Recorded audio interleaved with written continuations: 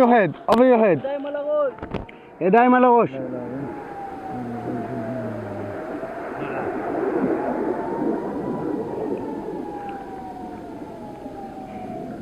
אתה מבין למה אי אפשר לעבוד ככה? אתה לא מפסיק לעבוד 5 דקות, אתה כבר צריך לשכב על הרצפה וללכת למרחב מוגן. אתה שומע את הבומים? איזה פצצה. I'm just getting sick and tired of people telling me how they love my work, but that I need to educate myself on the Israel-Palestine conflict. I didn't realize that people sitting in the safety and comfort of their homes in Melbourne and Sydney understand the situation better than me when I'm the one that's lived there, the one that's served in the military there. And my mom, grandma, uncles, aunties, cousins, siblings, nephews and nieces, pretty much most of my family still live there. So today, I'm going to do something a little different. I'm going to share with you just one of my family's stories, their reality that I believe sums up everything that's happening right now. This is my uncle Yossi Yemini.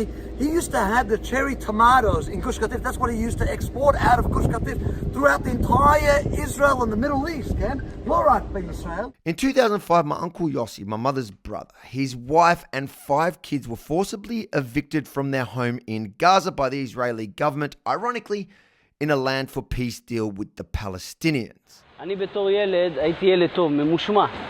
אני זוכר, היית חמוד. הייתי ילד מאוד ממושמע, מקשיב לאבא, לא עושה בעיות אף פעם. אבל כשהיה את הפינוי, כבר הייתי בוגר יותר, והחלטתי שאני לא נותן לזה יד, שאני נלחם.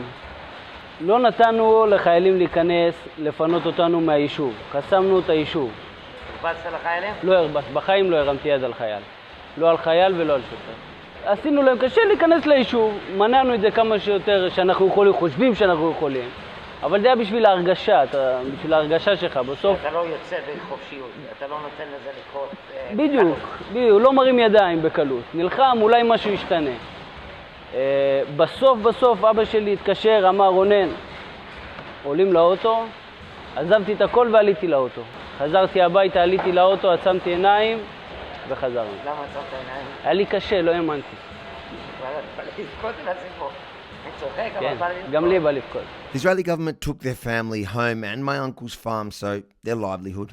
They lost everything my uncle had built. היה לי מאוד קשה מבחינה נפשית וכל הבלגן הזה מסביב. לראות את ההורים שלך, לא יודעים מה הולך להיות. אבא שלי שתל את השתיל, גם ביום האחרון שתלנו שתילים.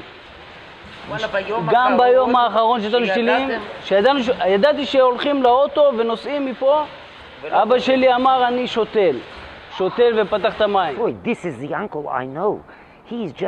He will never say a word, and I think you would agree with me. He's just the nicest person in the world. Would do any good deed for anybody, any time of day if he saw there was a need for it. And this person left, Gaza. He didn't take down, he didn't rip his greenhouses that was taken away from him.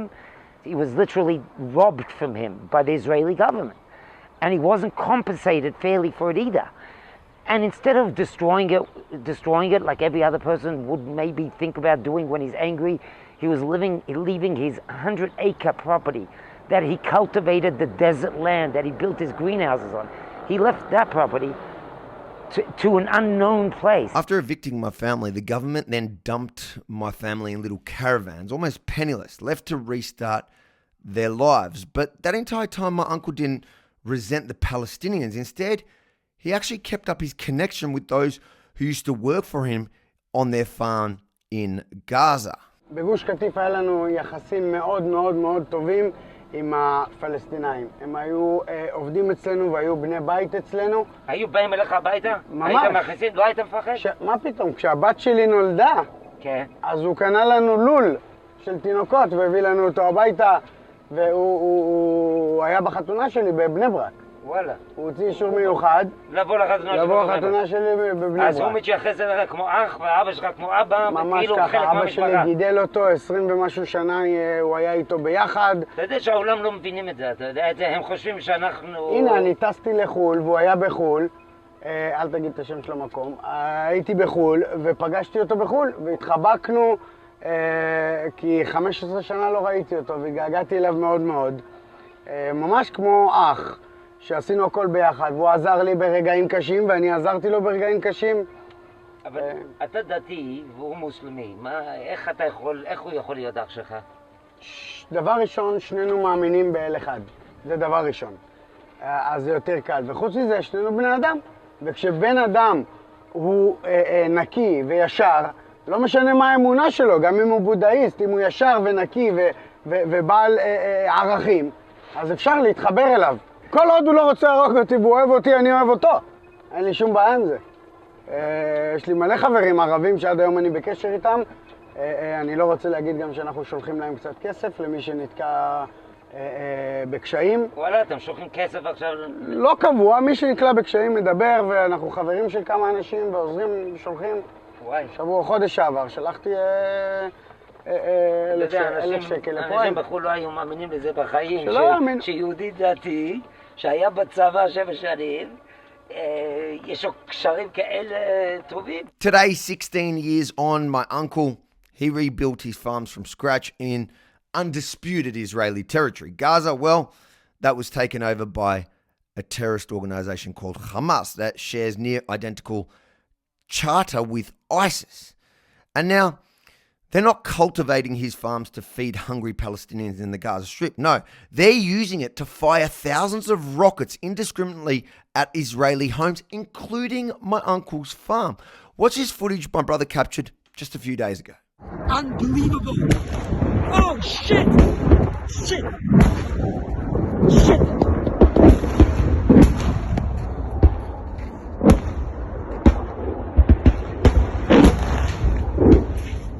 How do I get out of here? Help.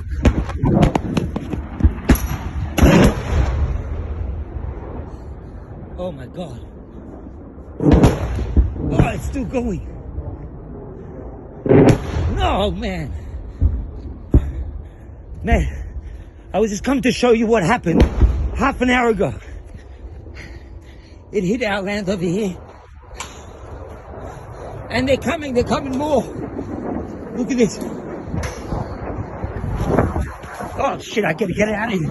I gotta go to the shelter. Fucking scary. This is life in Israel. No shelter. Imagine kids going through this. I can't believe it. And just in case you think this is an isolated incident, think again. The next day when we sent a camera crew to film this report, the same thing happened. Over your head. ידיים על הראש.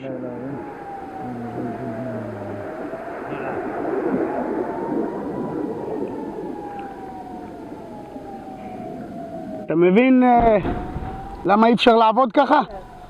My point of sharing this story, well, my family lost everything in Israel's quest for peace with their Palestinian neighbors. But instead of getting that peace, they're getting rockets.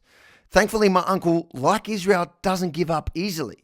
He persevered and rebuilt his business. And he's not going to give it all up because some people who haven't lived a day in his life on the other side of the world think he should. So, whether you like it or not, my uncle and Israel are here to stay. And if you want to advocate freeing Palestine, start with freeing them from Hamas. If you learned anything from this report, make sure to pass it on. Share it with all your family and friends. Empower them with the truth so they can educate others. And if you want to have your say, head over to israelorhamas.com. Fill in the survey. Let us know. Do you think Israel has the right to defend herself? israelorhamas.com.